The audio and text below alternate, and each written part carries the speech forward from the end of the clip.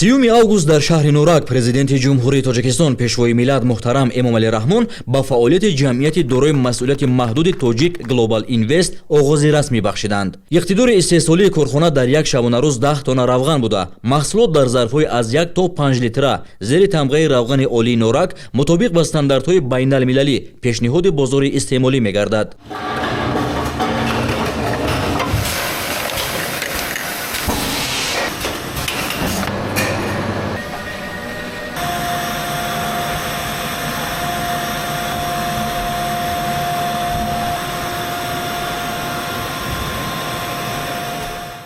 бо таъсис ва ба фаъолият оғоз намудани иншооти нави саноатӣ дар шаҳри Нурак беш аз 20 сокини маҳаллӣ бо кор ва маоши хуб таъмин шуд. ман бениҳоят хурсанд ҳастам ки дар ин лаҳзаҳои ҳассосу хотирмон дар корхонаи нави истеҳсолоти равған тои биҷои кори доимӣ гардидам.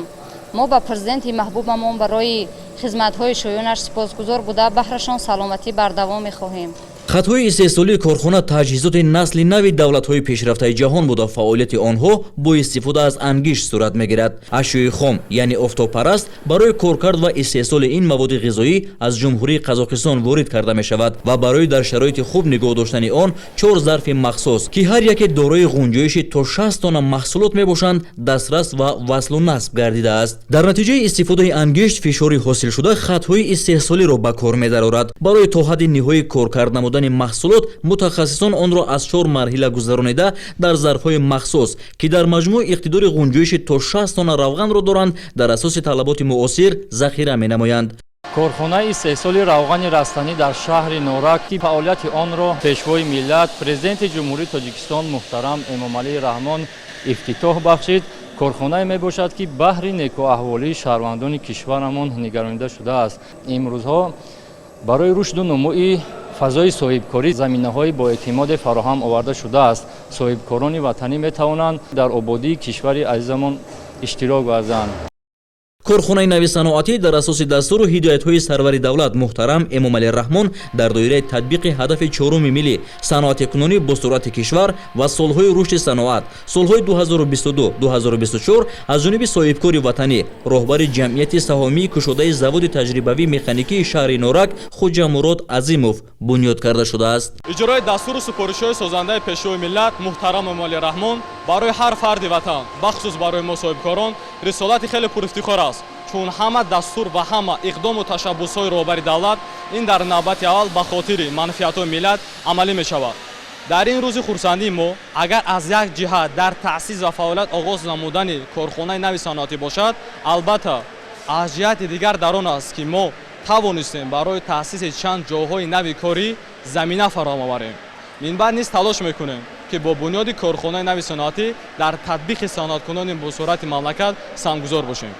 сарвари давлат муҳтарам Эмомалӣ Раҳмон иқдоми соҳибкори ватаниро ҷиҳати саҳм гузоштан дар самти ноил шудан ба ҳадафҳои стратегии давлат ва ҳукумати кишвар намуна ва арзандаи дастгирӣ маънӣ дод карда бунёди корхонаро дар таъмини бозори истеъмолӣ бо маҳсулоти ивазкунандаи воридот омили муҳим арзёбӣ намуданд. президенти ҷумҳурии Тоҷикистон муҳтарам Эмомалӣ Раҳмон пас аз ифтитоҳи корхонаи равғанбарорӣ дар ҳамин ҷо бо ҷараёни истеҳсоли собун ки маҳсулоти дигари ин корхона мебошад шинос шуданд. истеҳсоли собун пас аз коркарди бораи партовҳои корхонаи равғанбарорӣ бо истифода аз хатҳои нави технологӣ сурат мегирад.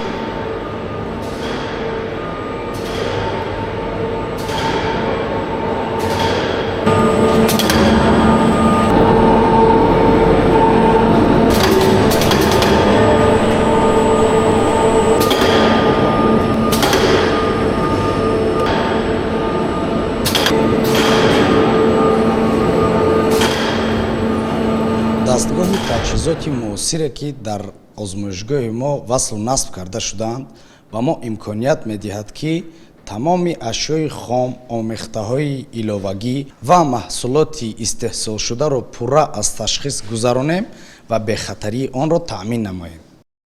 дар шаҳри Нурак дар заминаи дастгириҳои пайвастаи роҳбарияти олии ҳукумати ҷумҳурии Тоҷикистон аз бахши хусусӣ бо истифода аз имконот ва иқтидорҳои фаррохи мавҷуда ҳамасола корхонаву корхонаҳои нави истеҳсолӣ мавриди истифода қарор мегирад ки дар онҳо шаҳрвандони зиёд бо кори доимӣ ва маоши хуб таъмин мегарданд. имрӯз дар шаҳри норак беш аз 20 корхонаи саноатӣ фаъолият дорад ки дар онҳо асосан истеҳсоли маҳсулоти ивазкунандаи воридот ва басодирот нигаронидашуда бароҳ монда шудааст. сарвари давлат муҳтарам Эмомалӣ Раҳмон пас аз шиносоӣ бо иқтидорҳои нави саноатӣ дар шаҳри норак ба масъулони соҳа барои дастгирӣ аз ин гуна иқдомҳои созанда ҷиҳати ноил гардидан ба ҳадафҳои стратегии ҳукумати ҷумҳурии Тоҷикистон хоса саноати кунонии бустурати кишвар дастуру супоришҳои мушаххас доданд.